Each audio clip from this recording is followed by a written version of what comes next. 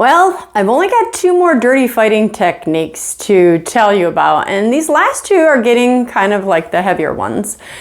Today's DFT is blaming. I don't even have to ask you because I know we've all done this before. So blaming is detrimental to a relationship because it presumes that a given issue is completely the other person's fault. It allows the blamer to take no responsibility at all, big or little, for the current issue. It's something like this.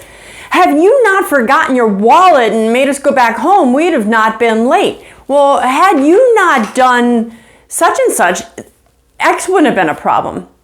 And we always look at part of it. And sure enough, your spouse, your family member may in fact have caused a large portion of that issue.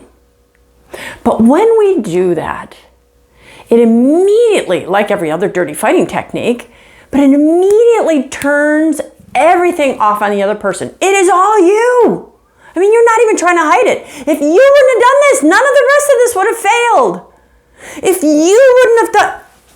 Okay, so there are things in our lives we need to take responsibility for. I know that. And there are things my husband does that just makes me so upset sometimes. Like, if you wouldn't have had to be, I'm trying to think of examples that doesn't call either one of us out. If you wouldn't have been scrolling on your cell phone, such and such wouldn't have happened. But usually when that happens, there's precursors. There are other things that I did. I may yell, if you hadn't been blow drying your hair, we wouldn't have been late for church. Well, yeah, but if you'd have told me this, and if that would have happened, and if A would have happened, then B wouldn't have happened. If B wouldn't happen, then C wouldn't happen. There's this whole chain reaction. Let's assume your spouse is responsible for let's just even say 100% of this particular issue. There are times when he or she needs to take responsibility. And there's just times where I'm like, actually recently I had said something to my husband. I'm like, no, this one is all you. It is all on you. It was easier for my husband to receive it this time because we have built a culture, a marital culture in the past 10 years, 5 years or so, of learning to take responsibility for our own flaws, so that in the 1 or 2 times where it completely seems to be the other person's fault, they're able to receive it. But on most of the issues, again, I don't want to beat this dead horse. It's not always one person's fault. But without presuming what percent is mine and what percent is his or hers, I want to ask you, what is your end goal? What's your end goal? I mean, because you can keep on attacking and blaming and say, this is you, dang it, this is you. And maybe it is. But if you spend the whole time attacking, and again, remember, I'm only saying this to you because you're the one watching the video. If I was talking to them, I'd be telling them the same things.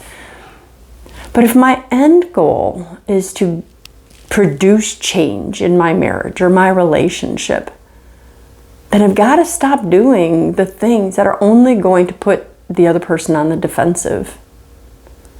So there are ways of addressing this without putting the total blame on the other person. Because again, if all they do is get defensive, oh, my fault, well, if you hadn't done blah, and then it just goes back and forth.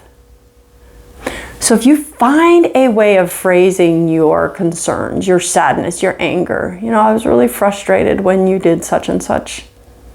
And I am going to be doing a video soon on I statements. I know everybody's heard them, but I'm going to say them in a way that I think makes it clear to understand.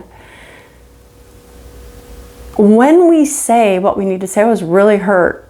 I was really hurt when we were late because you had to stay extra and scroll on your cell phone and didn't pay attention to your clock. I know I have my part of this too, but that's something you and I have spoken about. If we can change our tactic, change our methodology so that we can focus on the issue and not the person, you're likely to have a spouse that is more receptive to your complaint. I know there's a difference between complaints and criticisms, but every time we want to change, every time we were displeased, every time we were unhappy with something, we do have a right to say that to the other person, in this example, our spouse. But my challenge to you is always the same.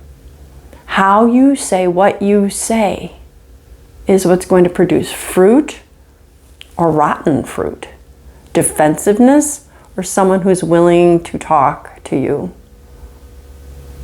So blaming is ineffective. You can still blame the other person for their part, but there are better techniques to it. Start by taking responsibility for some of it. Look, I know I shouldn't have yelled, but what I was upset by was, and then state the issue. There's always some leveling where if you begin it by criticizing yourself or not excusing yourself or admitting less than perfection from yourself.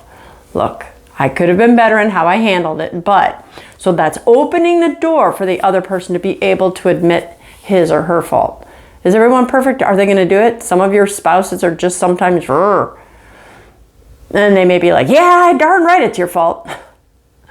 But as long as you've done what you need to do, and as long as you have chosen to not use a dirty fighting technique, as long as you seek to stay on the issue, then you've done all you can. Then it really is on the other person. But my goal is to help you not to fight dirty, just to fight fair. Just express yourself. Check your family patterns. Did you come from a sarcastic family? Do you come from a family that sulks? Do you come from a family that avoids conflict? Where did you learn how to do what you do? Where did you learn how to blame? Did you have a parent that blamed? Siblings that blamed? So, that's what I want you to focus on this week. Look at the issue, look at the person, keep them separate, and get better at expressing your concern. It took time. It took me time. I'm sure it'll take you time too. But remember how we did it last time. The issue level, the personality level, and the relationship level. We do not want to attack someone's personality or it'll always escalate up to the relationship and destroy it. Bring it down, focus on the issue, and that is the best and the only way that you can ever hope to have your issues resolved.